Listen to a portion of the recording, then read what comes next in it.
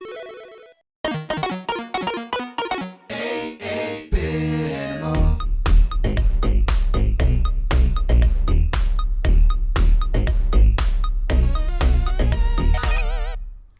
you doing, good people? This is the 8-Bit Animal, and today we're going to talk about a game from Konami that's based on a license that dates back before television.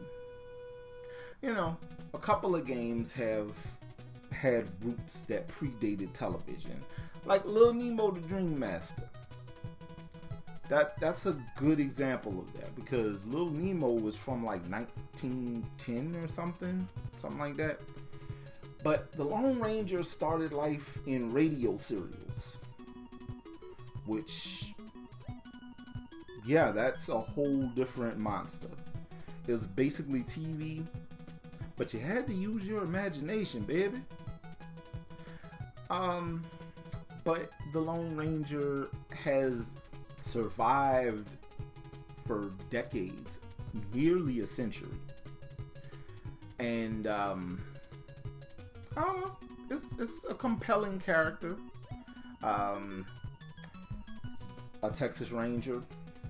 Everybody that he knows and cares about has been murdered by outlaw, and he takes up this mantle of the Lone Ranger to combat them. Yeah, interesting story. Kinda got some Bushido samurai vibes to it, you know?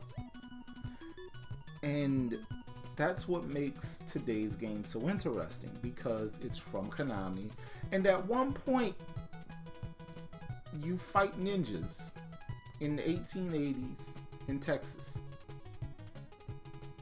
Yep. Today we're going to take a look at the Lone Ranger. Hi-ho Silver, baby. The game starts off with the familiar theme music and an image of the Lone Ranger atop Silver and the digitized sample of the Ranger saying, "Hi-ho Silver, away!" You know, that whole thing. Well, there's a lot of video game here. From walking around towns to get information, and talking to Tonto to find out where you need to go next, to rescuing your ex-fiance from a band of ninjas that were hired by Butch Cavendish, to first-person levels, side-scrolling levels, top-down action levels, top-down exploration levels. There is a lot of video game here. Konami is good at making a lot of video games, though. Honestly, if the difficulty wasn't so crazy and the hit detection wasn't so weird, The Adventures of Bayou Billy would have been a great example of Konami doing a lot of video game really well. But alas. This is a great example of Konami doing a whole lot of video game really well. Because like I said, there's a bunch of different types of things happening here. There's like some pseudo RPG exploration in towns, and some side-scrolling levels. There are levels where you're on Silver and you're fighting off natives that have attacked you.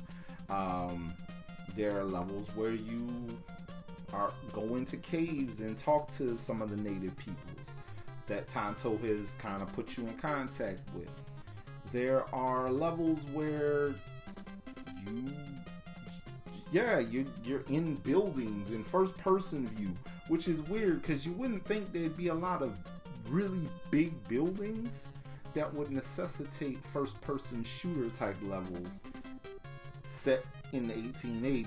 But here we are. But for all of that, Konami did a really good job of capturing the feeling of the Lone Ranger and making a really good video game out of it, which is something we don't say a lot about this particular level of licensed game. You know, licensed games from different points in time are just kind of rough. this one works. This license works in a video game surprisingly well.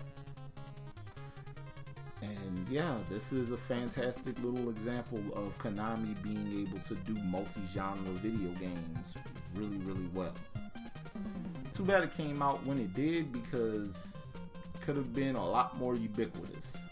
But because it came out when it did, if you decide you want to get a copy of the Lone Ranger, yeah, this average going rate about 60 and up. I thought this game had dropped in price for a minute.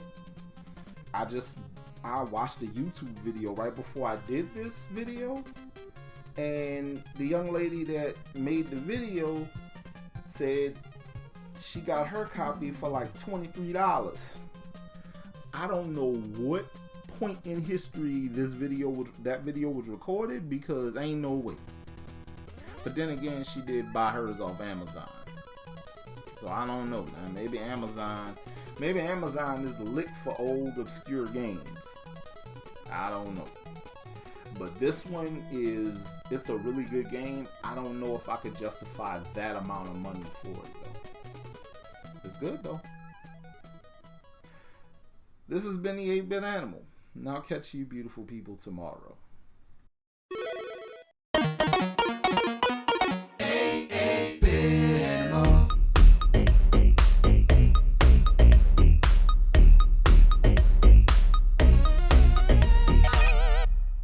Tomorrow.